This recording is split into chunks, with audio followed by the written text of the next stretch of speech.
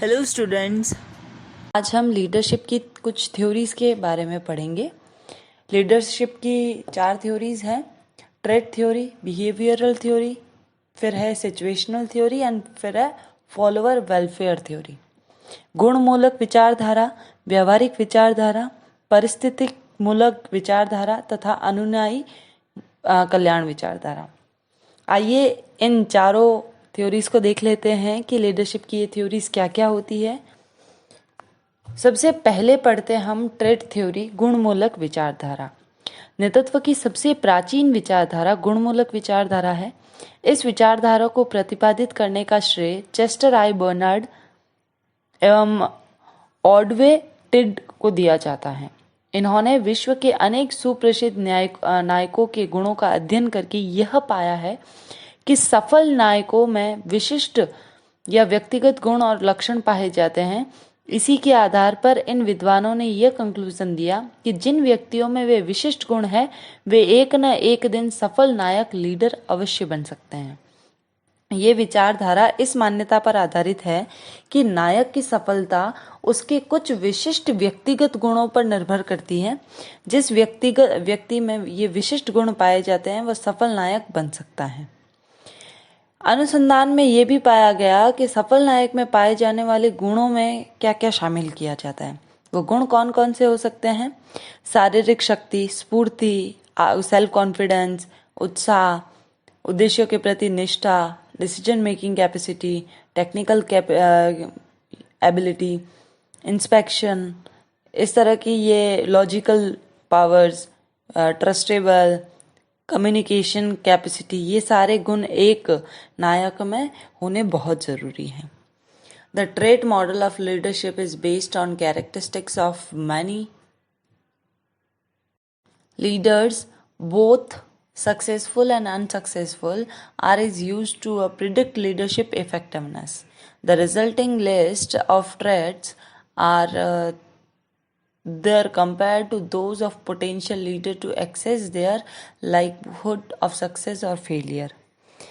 कि नायक में समस्त गुण, ये तो प्रारंभ में माना जाता था कि नायक में समस्त गुण जन्मजात से होते हैं। ये विश्वास किया जाता था कि नायक पैदा होते बनाए नहीं जाते।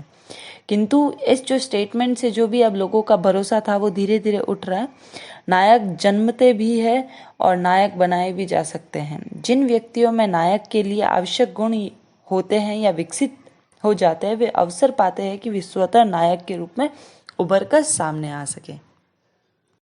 आइए अब हम देख लेते हैं कि ट्रेट थ्योरीज ऑफ लीडरशिप की क्या क्या गुण हैं। वो देखो: ambition, energy, honesty and integrity, intelligence, desire to lead, self confidence, job relevant knowledge.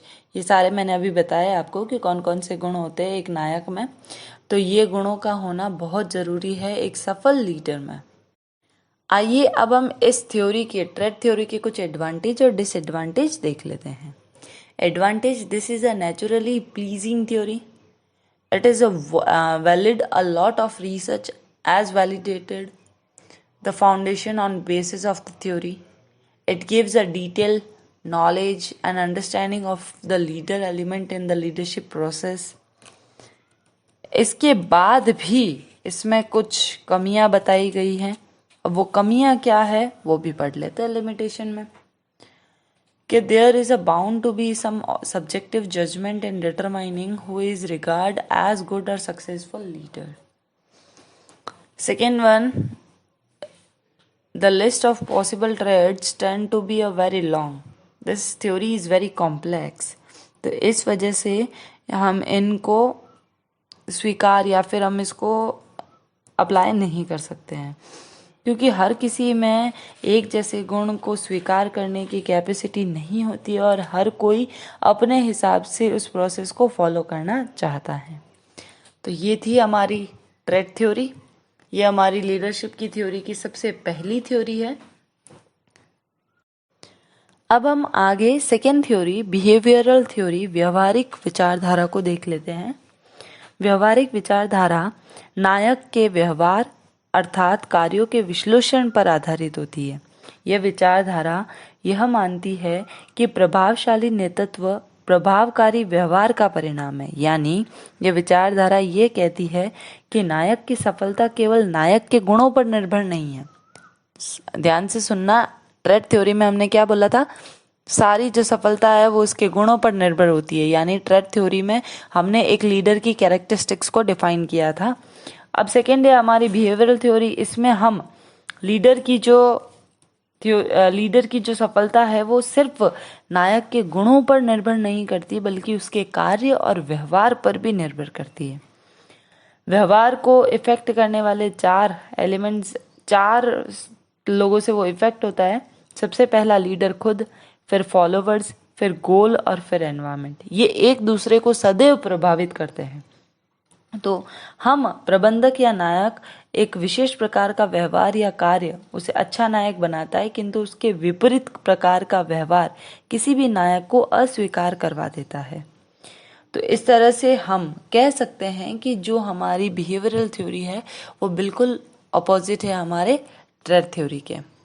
Behavioral theory, leadership theory focus on how leaders behave and assume that these traits can be copied by other leaders. Sometimes called the style theory, it suggests that leaders aren't born successful but can be created based on learnable behavior. Behavioral theory is leadership focused heavily on the action of the leaders. This theory suggests that the best predictor of leadership success in viewing how to lead action rather than qualities are focal points of behavioral learning theory. Patterns of behavior are observed and categorized as style of leadership. In this theory, some of the style of leadership include task-oriented leaders, people-oriented leaders, country club leaders, status quo leaders, and dictatorial leaders, and more. At the end of the day, the action and the actual behaviors of the leaders are what defines success in this theory. This behavioral theory has many advantages. Preliminary that leaders can learn and decide what action they want to implement to become the kind of leader they want to be. It allows leaders to be flexible and adapt based on their circumstances. Another great benefit of this leadership style is it suggests anyone is capable of becoming a leader. तो इस तरह से हम अपनी behavioural theory, अपनी व्यवहारिक विचारधारा को बता सकते हैं। अब हम आगे सिचुएशनल थ्योरी, परिस्थिति मूलक विचारधारा को देख लेते हैं। नेतृत्व की परिस्थिति मूलक या परिस्थिति जन्य विचारधारा में नायक के कार्य में वातावरण की परिस्थितियों को महत्व दिया जाता है कि वो जिस एनवायरनमेंट में रहकर काम करता है वो कैसा है। विचारधारा के अनुसार नायक या नेतृत्व की प्रभावशीलता उन परिस्थितियों पर निर्भर करती है जिनमें नायक कार्य करता है। अतः इस विचारधारा की यह मान्यता है कि नेतृत्व की कोई भी शैली या प्रणाली सदैव परिस्थितियों में उपयुक्त नहीं होती है। यही नहीं कि नेतृत्व की कोई भी शैली सर्वोत्तम नहीं है। प्रत्येक नायक को अपने वातावरण की परिस्थितियों के अनुरूप ही नेतृत्व शैली या प्रणाली चुननी व अपनानी चाहिए, तभी वो सफल हो सकता है। एक शोध में पता चला है कि हमारा जो एनवायरनमेंट है उसकी हम सिचुएशन को 4 पार्ट में डिवाइड कर सकते हैं। सबसे पहला है कल्चरल एनवायरनमेंट, सेकेंड है इंडिविजुअल डिफरेंसेस, थर्ड है जॉब डिफरेंसेस, फिर है organisational differences. Leadership situational leadership theory or situational leadership model is a model created by Paul Harses and Ken Blanchard, developed while working on management of organizational behavior. The theory was first introduced in 1969 as life cycle theory of leadership, and during the mid-1970s, life cycle theory of leadership was renamed situational leadership theory. Harses and Blanchard model is considered as part of large situational and contingency theory of the leadership, of which Fiedler contingency model of leadership situation is also a part.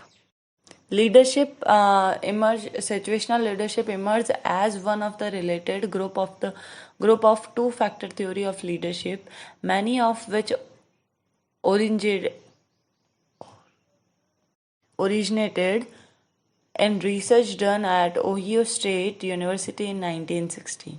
These two-factor theory hold on possibility in leadership style are composed of combination of two main variables: task behavior or relationship behavior.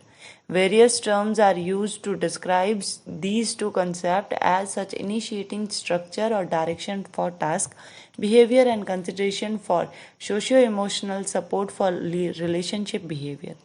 Related leadership model include blank and mountain, managerial grid and Ridden 3D theory. In late 1970s, early 1980s, Harshis and Blanchett both developed their own slightly divergent version of the situational theory, the situational leadership model and the situational leadership second model. तो इस तरह से हम इसकी situational theory को हम बता सकते हैं। अब आगे हम चौथी जो विचारधारा है अनुयायी कल्याण विचारधारा, फॉलोअर वेलफेयर थ्योरी, ये क्या कहती है वो देख लेते हैं। ये विचारधारा इस मान्यता पर आधारित है कि अनुयायियों की कुछ आशाएं तथा अपेक्षाएं होती है, अतः उन अनुयायियों से उन्हें अपना नायक, वो अनुयायी उसे अपना नायक मानते हैं, जिससे उन्हें इनकी आशाओं और अपेक्षाओं की पूर्ति होती दिखाई देती है। ऐसी स्थिति में वही व्यक्ति सफल नायक है जो लोगों की अपेक्षा और आशाओं की पूर्ति में योगदान देने की क्षमता रखता है। Follower welfare theory, there is no leader without at least one follower. That is obvious. Yet the modern leadership industry, now a quarter century old, is built on the proposition that leader matter a great deal and follower hardly at all. Good leadership is a stuff of countless courses, workshop, books, articles. Everyone wants to understand just what make leader ticks, and ones retiring ones and even the crooked ones. Good followership by contrast is the stuff of nearly nothing. तो इस तरह से हम कह सकते हैं कि एक जो अनुयायी जो फॉलोअर होता है, अगर उसकी आवश्यकताओं की संतुष्टि अगर एक लीडर कर सकता है, तभी वो एक सफल नायक बनने की क्षमता रखता है। उसके बाद हम देखते हैं क्वालिटी ऑफ सक्सेसफुल लीडर, एक सफल नेता के गुण क्या क्या हो सकते हैं। तो चलिए स्टार्ट करते हैं पहले कि किन गुणों के बेस पर एक जो इंसान होता है वो एक जो नेता होता है वो सफल बनता है, और उसकी उन क्वालिटीज़ को देखकर ही लोग उसकी तरफ अट्रैक्ट होते हैं और उसकी हर बात को मानना और उसको फॉलो करने का काम करते हैं। सबसे पहला, well built physics and sound health, सुगढ़ शरीर एवं उत्तम स्वास्थ्य। स्वस्थ शरीर में ही स्वस्थ मस्तिष्क का निवास होता है तथा अच्छा स्वास्थ्य ही अच्छे कार्य की कुंजी है। शरीर सही है, दिखने में प्रभावकारी, अगर शरीर सही है और अगर स्वास्थ्य उसका उत्तम है, तब वो अपनी कार्य को स्फूर्ति और कार्य शक्ति जितनी होनी चाहिए थी उतनी वो अपनी एफिशिएंसी के साथ काम कर सकता है। सबसे पहला। सेकंड है शार्प इंटेलिजेंस, कुशाग्र बुद्धि होनी चाहिए।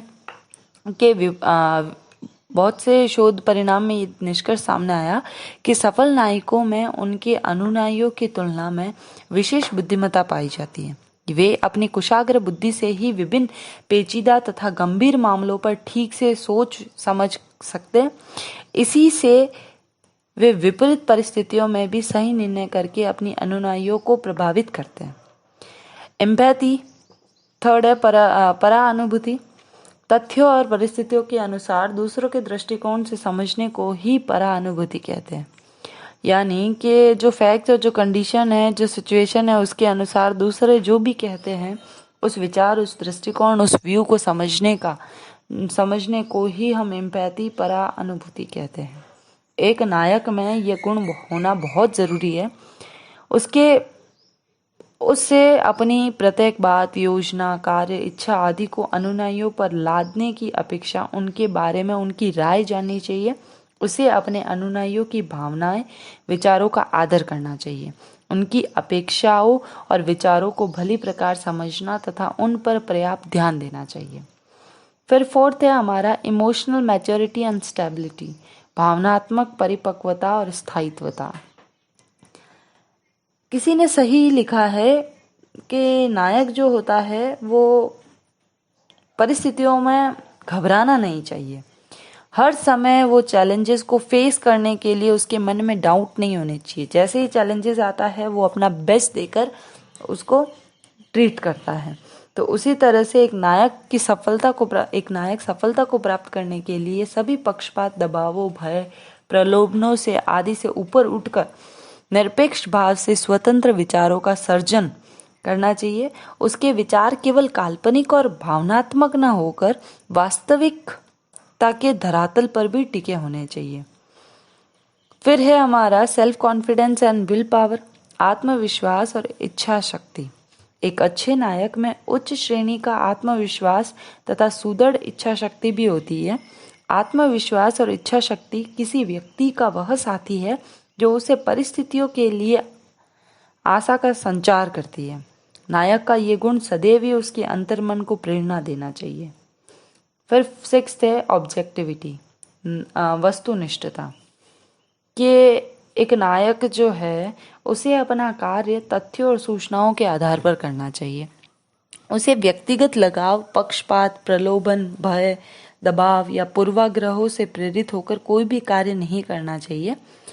उसका प्रत्येक निर्णय या कार्य विवेकपूर्ण एवं तर्कसंगत आधार पर होना चाहिए। फिर है हमारा सोशिएबल एंड टैक्टफुल, मिलनसारिता और व्यवहार कुशलता। एक नायक में लोगों के साथ मिलजुल कर रहने, सहयोग से काम करने, उससे आत्मीयता से व्यवहार करने की क्षमता होनी चाहिए। उसमें लोगों के दिल को जीत कर सहयोग प्राप्त करने की क्षमता होनी चाहिए, परंतु यह व्यवहार कुशलता आसानी से अर्जित नहीं की जा सकती। इसके लिए व्यक्ति को अपना आचरण और जीवन शैली बदलनी पड़ती है। फिर है हमारा साइडनेस, दूरदर्शिता। एक जो सफल तथा अच्छा नेतृत्व के लिए नायक में दूरदर्शिता का गुण होना आवश्यक है। उसमें भविष्य का अनुमान लगाने की क्षमता भी होनी जरूरी है। फिर है हमारा ability to build human relations, मानवीय संबंधों के निर्माण की क्षमता। एक सफल नायक में मानवीय संबंधों के निर्माण की असीमित क्षमता पाई जाती है। एक नायक में अपने अनुयायियों की आर्थिक, सामाजिक, मानसिक और आवश्यकताओं को समझने की क्षमता होनी जरूरी है। उसे इस बात की पूर्ण जानकारी होनी चाहिए कि उसके फॉलोअर्स केवल आर्थिक उद्देश्यों से प्रेरित होकर ही यहाँ कार्य नहीं करते, बल्कि वे अपनी सामाजिक और मानसिक आवश्यकताओं की पूर्ति के लिए भी कार्य करते हैं। तो इस वजह से भी उसको मानवीय संबंधों का निर्माण करने की कुशलता प्राप्त होनी चाहिए। फिर है हमारा मोटिवेटिंग स्किल्स, अभिप्रेरण चातुर्य। नायक की सफलता अपने अधीनस्थों या फॉलोअर्स को मोटिवेट करने पर भी डिपेंड करती है। नायक में अपनी अनुयायियों को अभिप्रेरित करने का गुण होना चाहिए। उसमें आवश्यकताओं, गोल को समझना, फिर उसकी संतुष्टि यानी सेटिस्फैक्शन, उसकी सप्लाई करने की कैपेसिटी होनी चाहिए। इस तरह से वो अपने जो भी सबऑर्डिनेट या जो भी उसके फॉलोअर्स है उनको प्रभावित कर सकता है। फिर है डिसिवनेस, निर्णयन की क्षमता। कि एक नायक में जो निर्णयन की क्षमता होती है वो उच्च होनी चाहिए, क्योंकि परिस्थितियों को समझने और उसके अनुरूप काम करने में बहुत सारे ऐसी परिस्थितियां आती है जहां पर उसको क्विक डिसीजन लेने होते हैं। तो उस जगह पर शीघ्र निर्णय करके वो अपनी इस क्षमता को हासिल कर सकता है। फिर है हमारी अभिव्यक्ति या संप्रेषण चातुर्य, एक्सप्रेशन और कम्युनिकेटिव स्किल्स। नायक की सफलता के लिए अभिव्यक्ति का बहुत अधिक महत्व होता है। उसे पग पग पर अनुयायियों का मार्गदर्शन करना पड़ता है। फलत उसके निरंतर मौखिक, लिखित, सांस्कृतिक रूप से अपने मार्गदर्शन या संदेश अनुयायियों तक पहुंचाने होते हैं। फिर है टीचिंग एबिलिटी, शिक्षण योग्यताएं। एक नायक में शिक्षण योग्यताएं भी होनी जरूरी है। उसमें अनुयायियों का कार्य अवलोकन करने, उनकी त्रुटियों को खोजने, उनमें सुधार हेतु आवश्यक मार्गदर्शन करने की क्षमता होनी चाहिए। उसमें प्रश्न पूछने और अनुयायियों की जिज्ञासाओं के प्रश्नों का उत्तर देने की भी क्षमता होनी चाहिए। फिर है हमारा टेक्निकल स्किल्स, तकनीकी चातुर्य। प्रत्येक नायक को अपने कार्य से संबंधित सभी तकनीकी बातों, सिद्धांतों, प्रोसीड्यूर्स, रूल्स रेगुलेशन की जानकारी होनी चाहिए। फिर है हमारा सेंस ऑफ रिस्पॉन्सिबिलिटी, उत्तरदायित्व की भावना। कि जो व्यक्ति उत्तरदायित्व से बचना चाहता है वो कभी भी लीडर नहीं बन सकता। तो सबसे इम्पोर्टेंट है ये हमारा रिस्पॉन्सिबिलिटी लेना। फिर है अदर ट्रेड्स में क्या क्या हो सकते हैं अन्य गुणों में, जैसे साहसी, आशावादी, dynamic, polite, respect, character, honest और एथिकल होना चाहिए, नेशनलिटी में बिलीव करे ऐसा होना चाहिए। तो ये सारे हमारे एक सफल नेता के गुण हैं। तो इस तरह से हम बता सकते हैं कि एक सफल नेता में क्या क्या गुण होने चाहिए। इसी के साथ हम आज की क्लास यहीं ख़त्म करते हैं। Thank you.